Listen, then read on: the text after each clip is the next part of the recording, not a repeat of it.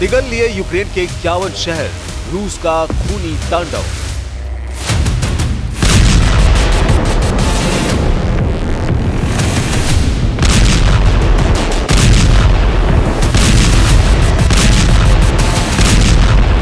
लगभग 1200 से ज्यादा दिन की जंग में रूस ने यूक्रेन के लगभग 21% से ज्यादा इलाके पर कब्जा कर लिया है, लेकिन उसके बाद भी पुतिन की रूसी सेना रुकने का नाम नहीं ले रही है।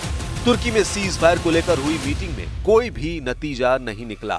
राष्ट्रपति ट्रंप ने पूरा जोर लगाया कि किसी तरह से रूस और यूक्रेन के बीच सीज फायर हो जाए, लेकिन हुआ उल्टा।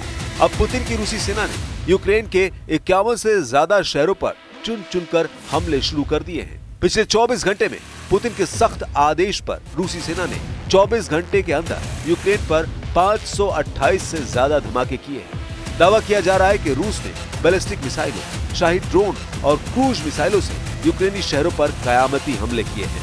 रूस ने हवाई और जमीनी दोनों हमलों को काफी तेज कर दिया है। वॉर एक्सपर्ट्स के मुताबिक सीज फायर वार्ता बेनतीजा निकलने के बाद से यूक्रेन पर रूस ने 40% से ज्यादा हमले अब तक किए हैं। कुछ रिपोर्ट्स में दावा किया गया है कि अब पुतिन आधे यूक्रेन पर नहीं बल्कि पूरे यूक्रेन पर कब्जा करने की कोशिश में लगे हैं। इधर जेलेंस्की को ट्रंप की तरफ से मिला जंगी धोखा पूरे यूक्रेन पर भारी साबित हो रहा है। नहीं रुकेगी जंग, यूक्रेन के 5 प्रांतों पर कब्जा। रूस यूक्रेन युद्ध को 3.5 साल होने जा रहे हैं। अमेरिका के राष्ट्रपति डोनाल्ड ट्रंप भले ही कहते रहे हो कि वो युद्ध रुकवा देंगे, लेकिन पुतिन ने कभी भी ट्रंप को सीरियसली नहीं लिया। पुतिन का मिशन पूरी तरह से यूक्रेन पर फोकस है। यही वजह है कि रूस 1200 दिन से ज्यादा की जंग में यूक्रेन को धुआं-धुआं कर चुका है।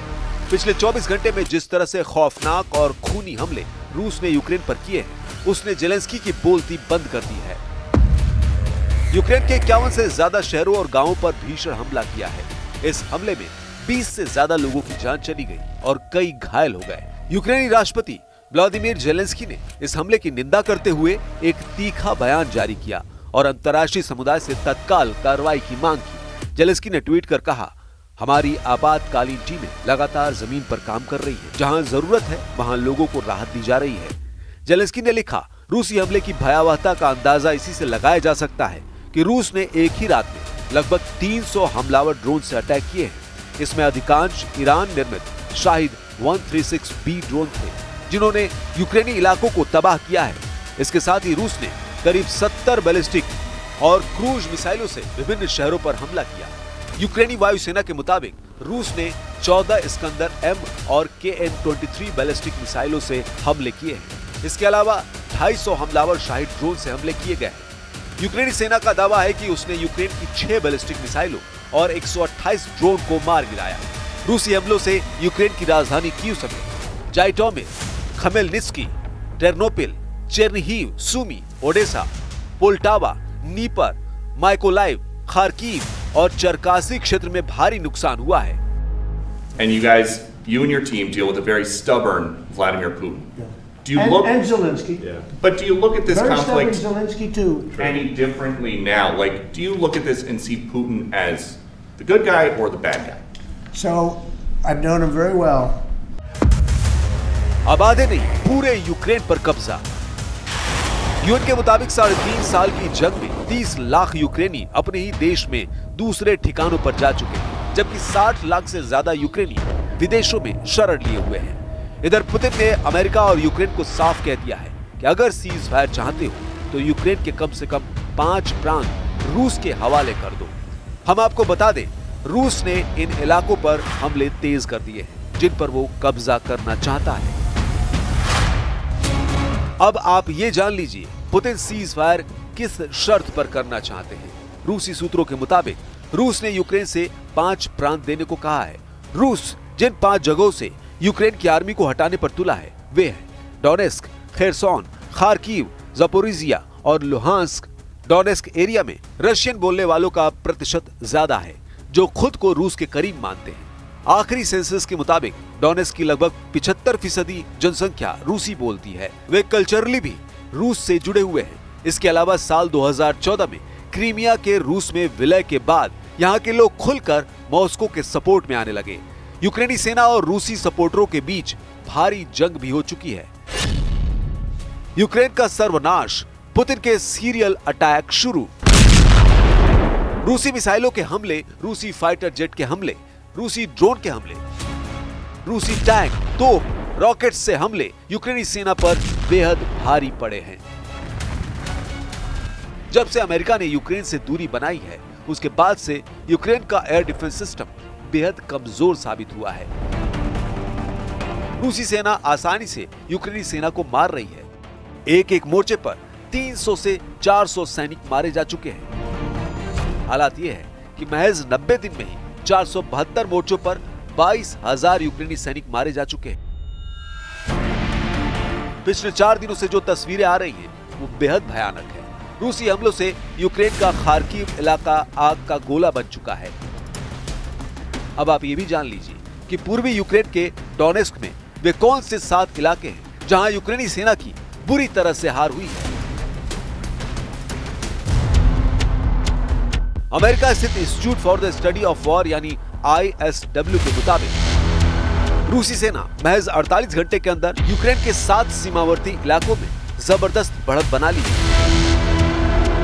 ISW के दावों के मुताबिक पूर्वी यूक्रेन के डोनेस्क क्षेत्र में सिवरस्क, टोरेस्क, पोक्रोवस्क और वेलिका नोवोसिल्का शहरों पर रूसी सेना ने कब्जा करने का दावा किया है। यहां तक कि यूक्रेन के ज़पोरोजिया क्षेत्र में बढ़त हासिल कर ली है।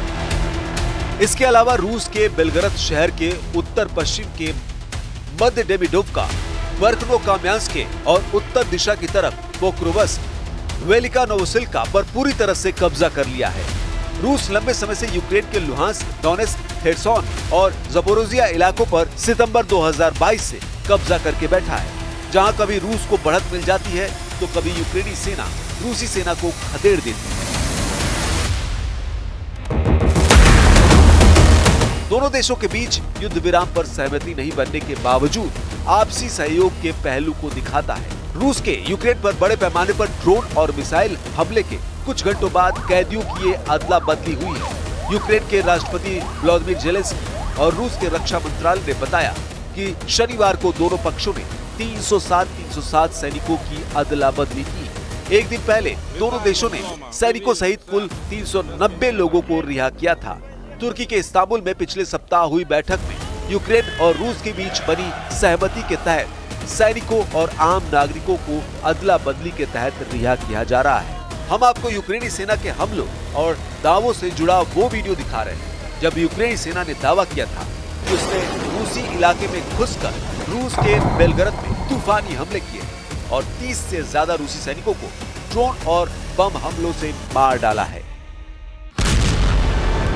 यूक्रेनी सेना के दावों के मुताबिक उसकी 47वीं मैकेनाइज्ड ब्रिगेड ने एक ऐसा ड्रोन फुटेज जारी किया है जो रूस के बेलगरद इलाके का है, जहां इमारतों, घरों और पाइपलाइन में मौजूद कई रूसी सैनिकों को मारने का दावा किया गया है।